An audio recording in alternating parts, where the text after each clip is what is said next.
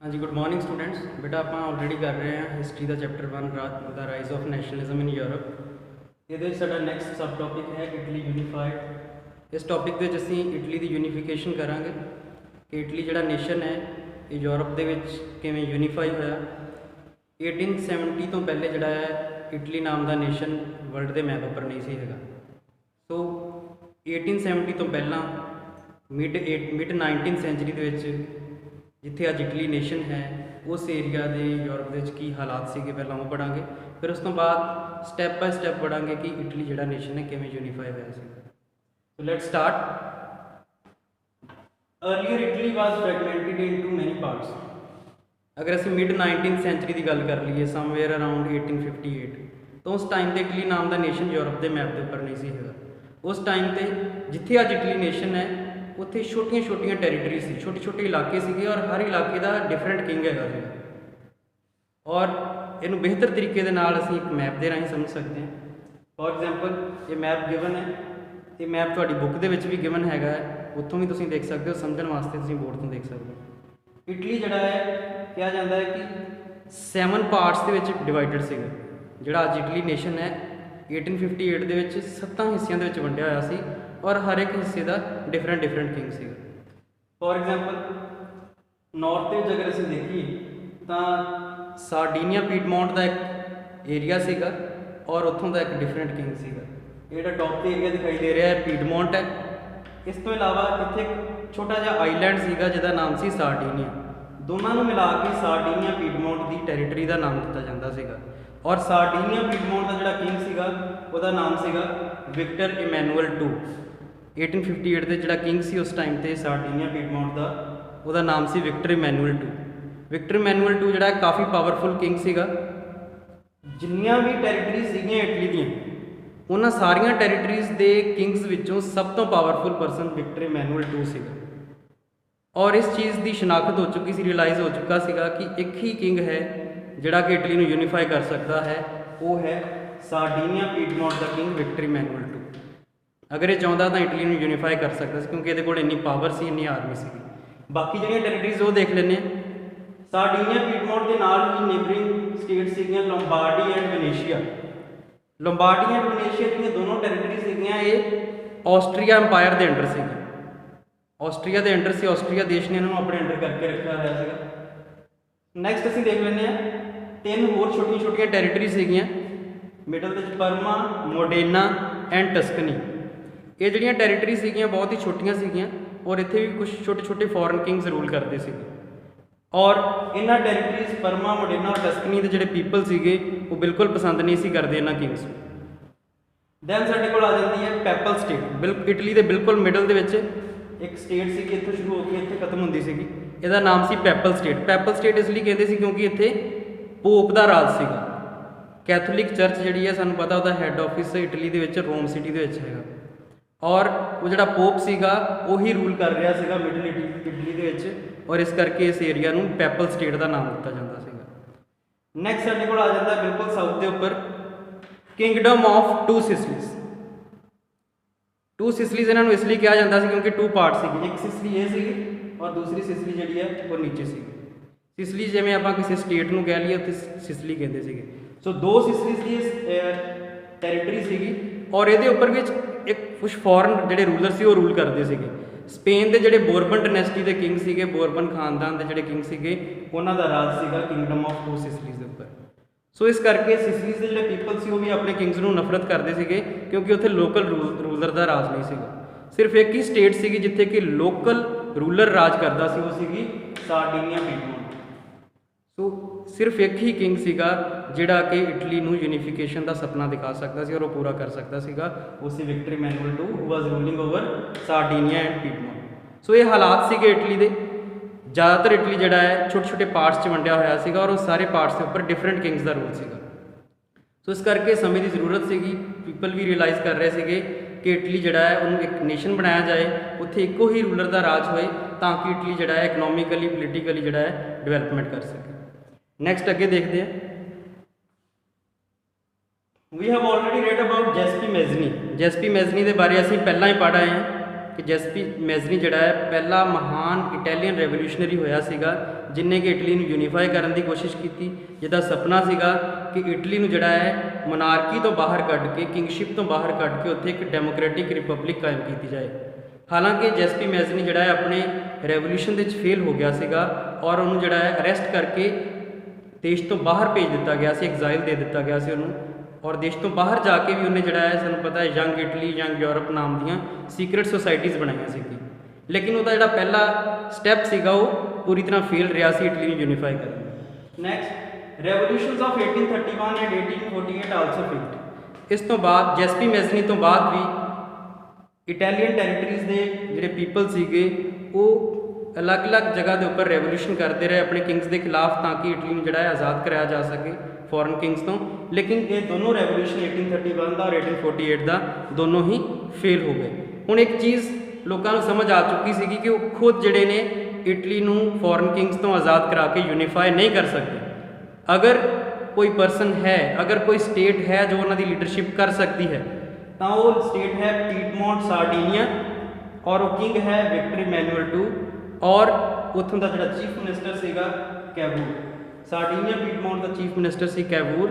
ਕੈਵੂਰ ਜਿਹੜਾ ਹੈ ਬਹੁਤ ਹੀ ਡਿਪਲੋਮੈਟਿਕ ਪਰਸਨ ਸੀਗਾ, ਕਾਫੀ ਬਰੇਵ ਸੀਗਾ ਔਰ ਉਹ ਪਰਸਨ ਜਿਹੜਾ ਹੈ ਵਿਕਟਰ ਇਮੈਨੂਅਲ ਦੀ ਲੀਡਰਸ਼ਿਪ ਦੇ ਵਿੱਚ ਪੂਰੇ ਇਟਲੀ ਨੂੰ ਯੂਨੀਫਾਈ ਕਰਾਉਣ ਦਾ ਜਿਹੜਾ ਹੈ ਪਾਵਰ ਰੱਖਦਾ ਸੀ।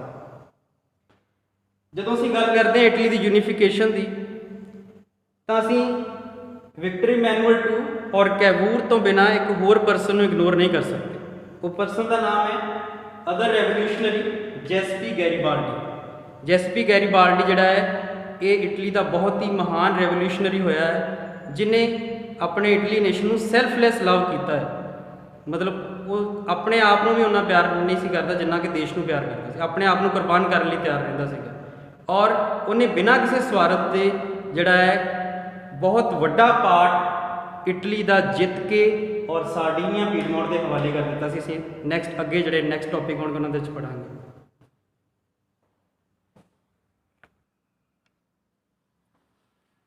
ਹਾਂਜੀ ਸਟੂਡੈਂਟ, ਉਸੇ ਹੀ ਟੌਪਿਕ ਨੂੰ ਕੰਟੀਨਿਊ ਰੱਖਾਂਗੇ। Now we are going to discuss the phases of unification of Italy ਕਿ ਇਟਲੀ ਜਿਹੜਾ ਹੈ ਕਿਵੇਂ ਡਿਫਰੈਂਟ ਫੇਜ਼ਿਸ ਦੇ ਵਿੱਚ ਨੂੰ ਯੂਨੀਫਾਈ ਕੀਤਾ ਗਿਆ। ਕਾਫੀ ਇੰਪੋਰਟੈਂਟ ਟੌਪਿਕ ਹੈ, ਥੋੜਾ ਕੰਪਲੈਕਸਡ ਵੀ ਹੈ। You will have to give your 100% attention to it। तो देख लें स्टेप बाय स्टेप किਵੇਂ ਇਟਲੀ ਨੂੰ ਯੂਨੀਫਾਈ ਕੀਤਾ ਗਿਆ। ਫਸਟ ਸਟੈਪ ਦੇ ਵਿੱਚ ਜਿਵੇਂ ਕਿ ਅਸੀਂ ਆਲਰੇਡੀ ਡਿਸਕਸ ਕਰ ਰਹੇ ਹਾਂ ਕਿ ਤਿੰਨ ਪਰਸਨਸ ਦਾ ਬਹੁਤ ਵੱਡਾ ਕੰਟਰੀਬਿਊਸ਼ਨ ਹੈ ਇਟਲੀ ਨੂੰ ਯੂਨੀਫਾਈ ਕਰਨ ਵਿੱਚ। ਉਹ ਕੌਣ ਸਨ? Cavour, Garibaldi and king of Sardinia Piedmont whose name was Victor Emmanuel II।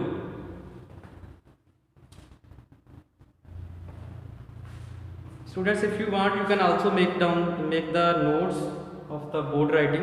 you can note down on the notebook। जो भी आपको लेक्चर करवाते हैं आप बोर्ड का जो है वो बोर्ड को नोट डाउन कर सकते हैं, तो ये अंडरस्टैंडिंग आपको जो है ज़्यादा करवाएगा। तो आप नोट डाउन भी कर सकते हो इसको पॉज करके वीडियो को। हाँ जी, पहला स्टेप देख लेंगे। War with Austria 1859 लंबार्डी। So 4 phases ਜਿਹੜੇ 5 फेजिस ने ਇਹਦੇ ਯੂਨੀਫਿਕੇਸ਼ਨ ਆਫ ਇਟਲੀ ਦੇ। ਇਹਨਾਂ 5 ਫੇਜ਼ ਨੂੰ 1 ਬਾय 1 ਡਿਸਕਸ ਕਰਾਂਗੇ। ਸਭ ਤੋਂ ਪਹਿਲੇ ਫੇਜ਼ ਦੇ ਵਿੱਚ ਲੰਬਾਰਡੀ ਜਿਹੜੀ ਸਟੇਟ ਹੈ ਜੋ ਕਿ ਸਾਨੂੰ ਪਤਾ ਹੈ ਆਸਟਰੀਆ ਦੇ ਅੰਡਰ ਸੀ। ਇਟਲੀ ਦਾ ਲੰਬਾਰਡੀ ਸਟੇਟ ਜਿਹੜੀ ਸੀ ਆਸਟਰੀਆ ਦੇ ਅੰਡਰ ਸੀ ਔਰ ਇਸ ਸਟੇਟ ਨੂੰ ਪ੍ਰਾਪਤ ਕਰਨ ਦੇ ਲਈ ਸਾਰਡੀਨੀਆ ਪੀਡਮੌਂਟ ਨੇ ਆਪਣੀਆਂ ਫੌਜਾਂ ਦੇ ਨਾਲ ਆਸਟਰੀਆ ਦੇ ਉੱਪਰ ਚੜ੍ਹਾਈ ਕੀਤੀ ਔਰ ਆਸਟਰੀਆ ਨੂੰ ਵਾਰ ਦੇ ਵਿੱਚ ਹਰਾਉਣ ਤੋਂ ਬਾਅਦ ਇੱਕ ਟ੍ਰੀਟੀ ਰਾਹੀਂ ਲੰਬਾਰਡੀ ਏਰੀਆ ਜਿਹੜਾ ਹੈ ਪੀਡਮੌਂਟ ਨੇ ਆਪਣੇ ਅੰਡਰ ਕਰ ਲਿਆ। ਸੋ ਇਸ ਤਰ੍ਹਾਂ ਦੇ ਨਾਲ ਪਹਿਲਾ ਫੇਜ਼ ਜਿਹੜਾ ਹੈ ਇਟਲੀ ਦੀ ਯੂਨੀਫਿਕੇਸ਼ਨ ਦਾ ਖਤਮ। ਸੈਕੰਡ ਫੇਜ਼ ਪਰਮਾ ਮੋਡੇਨਾ ਟਸਕਨੀ ਦੇ were merged into Piedmont through revolution and referendum. So ਸਾਨੂੰ ਪਤਾ ਹੈ ਕਿ ਇਹ ਜਿਹੜੀਆਂ ਸਟੇਟ ਸੀਗੀਆਂ ਪਰਮਾ ਮੋਡੇਨਾ ਔਰ ਟਸਕਨੀ ਇੱਥੇ ਛੋਟੇ ਛੋਟੇ ਰੂਲਰਸ ਰੂਲ ਕਰਦੇ ਸੀ ਫੋਰਨ ਕਿੰਗਸ, ਲੇਕਿਨ ਇਹਨਾਂ ਦੇ ਜਿਹੜੇ ਪੀਪਲ ਸੀਗੇ ਉਹ ਆਪਣੇ ਰਾਜਾਂ ਦੇ ਰਾਜ ਤੋਂ ਖੁਸ਼ ਨਹੀਂ ਸੀ ਹੈਗੇ। ਸੋ ਉਹਨਾਂ ਨੇ ਆਪਣੇ ਕਿੰਗਸ ਦੇ ਖਿਲਾਫ ਰੈਵੋਲੂਸ਼ਨ ਕੀਤੇ ਤਿੰਨੋਂ ਸਟੇਟਸ ਦੇ ਵਿੱਚ। ਰੈਵੋਲੂਸ਼ਨ ਕਰਨ ਤੋਂ ਬਾਅਦ ਉੱਥੋਂ ਦੇ ਕਿੰਗਸ ਨੂੰ ਉੱਥੋਂ ਦੌੜਾ ਦਿੱਤਾ ਗਿਆ ਔਰ ਉੱਥੇ ਉਹਨਾਂ ਨੇ ਇੱਕ ਰੈਫਰੈਂਡਮ ਕਰਵਾਇਆ, ਜਨਮਤ ਕਰਵਾਇਆ, ਜਿਹਦੇ ਵਿੱਚ ਲੋਕਾਂ ਨੇ ਇਹ ਇੱਛਾ ਜ਼ਾਹਿਰ ਕੀਤੀ ਕਿ ਉਹ ਜਿਹੜੇ ਨੇ ਉਹ ਸਾਰਡੀਨੀਆ ਪੀਡਮੌਂਟ ਦੇ ਨਾਲ ਮਿਲਣਾ ਚਾਹੁੰਦੇ ਨੇ। ਸੋ ਇਸ ਰੈਫਰੈਂਡਮ ਦੇ ਜ਼ਰੀਏ ਜਿਹੜੇ ਨੇ ਇਹ ਤਿੰਨੋਂ ਹੀ ਸਟੇਟਸ ਨੇ ਇਹ ਫੈਸਲਾ ਕੀਤਾ ਕਿ ਉਹ ਸਾਰਡੀਨੀਆ ਪੀਡਮੌਂਟ ਦੇ ਨਾਲ ਮਿਲ ਜਾਣਗੇ ਸੋ ਇਹਦੇ ਨਾਲ ਜਿਹੜਾ ਹੈ second phase of unification of Italy complete ਹੋ ਜਾਂਦਾ ਹੈ। 1860 ਦੀ ਇਹ ਗੱਲ ਹੈ, ਈਅਰਸ ਨਾਲ ਮੈਂਸ਼ਨ ਕੀਤੇ ਹੋਏ ਆ। ਪਹਿਲਾ ਫੇਜ਼ 1859, ਸੈਕੰਡ ਫੇਜ਼ 1860। ਸੋ 1860 ਤੱਕ ਸਾਰਡੀਨੀਆ ਪੀਡਮੌਂਟ ਦੇ ਨਾਲ ਜਿਹੜਾ ਹੈ ਲੰਬਾਰਡੀ, ਬਰਮਾ, ਮੋਡੇਨਾ, ਟਸਕਨੀ ਮਿਲ ਚੁੱਕੇ ਸੀਗੇ। ਸੋ ਇੰਨਾ ਇਟਲੀ ਜਿਹੜਾ ਹੈ ਇਹ ਯੂਨੀਫਾਈ ਹੋ ਚੁੱਕਾ ਸੀ।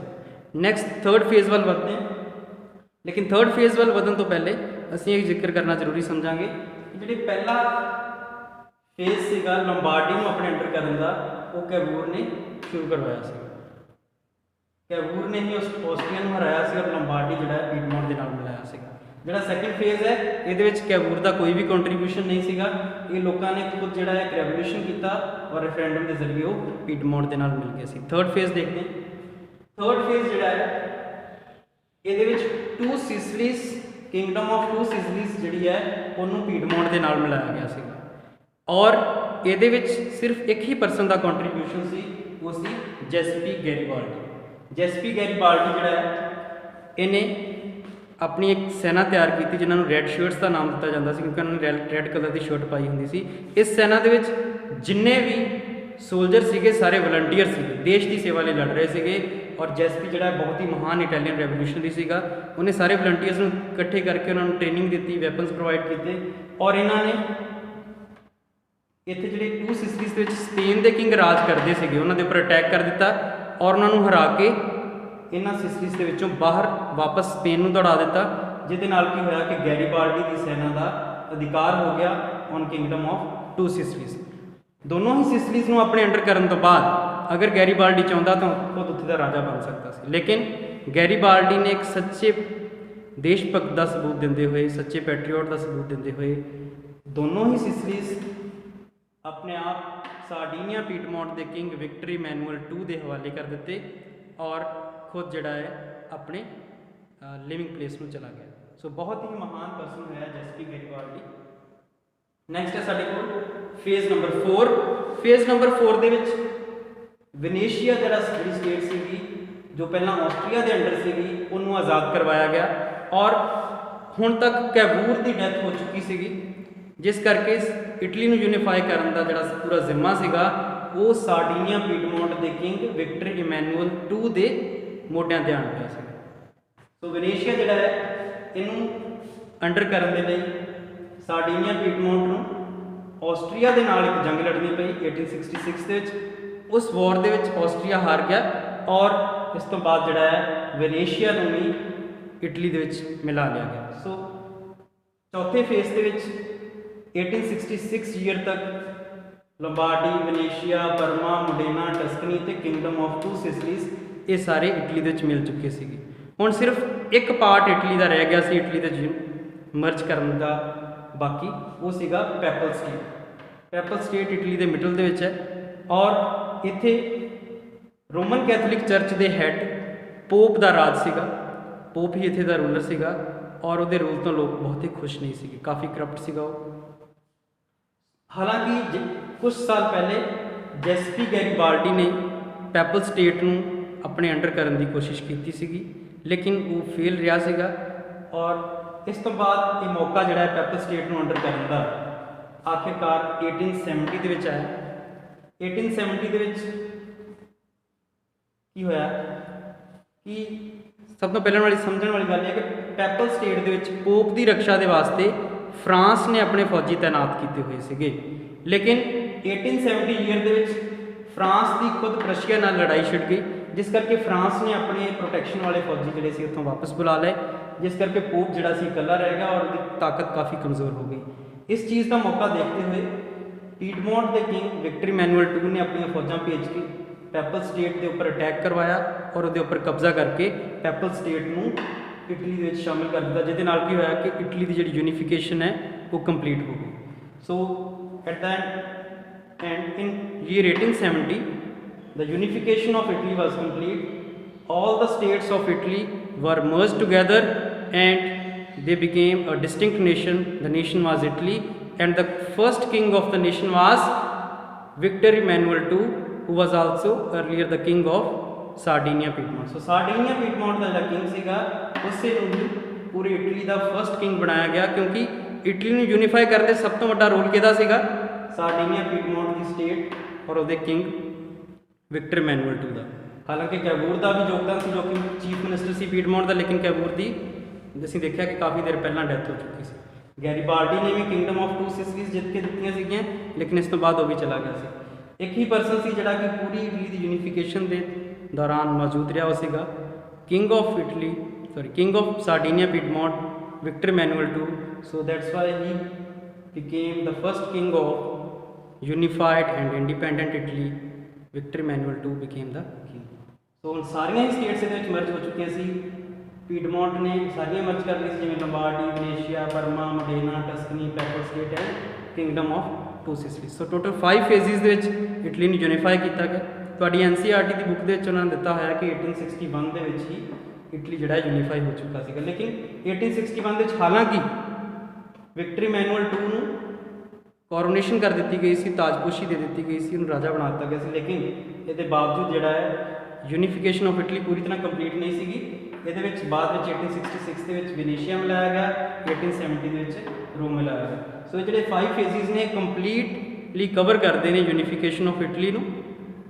ਅਗਰ ਤੁਸੀਂ ਡੀਪ ਸਟੱਡੀ ਕਰਨਾ ਚਾਹੁੰਦੇ ਹੋ ਯੂਨੀਫਿਕੇਸ਼ਨ ਆਫ ਇਟਲੀ ਦੀ, ਤਾਂ ਤੁਹਾਨੂੰ ਇਹ 5 ਫੇਜ਼ਿਸ ਜਿਹੜੇ ਨੇ ਉਹ ਸਮਝਣੇ ਜ਼ਰੂਰੀ ਨੇ। ਸੋ ਇਹਦੇ ਨਾਲ ਯੂਨੀਫਿਕੇਸ਼ਨ ਆਫ ਇਟਲੀ ਕੰਪਲੀਟ ਹੋ ਜਾਂਦੀ ਹੈ। Thank you.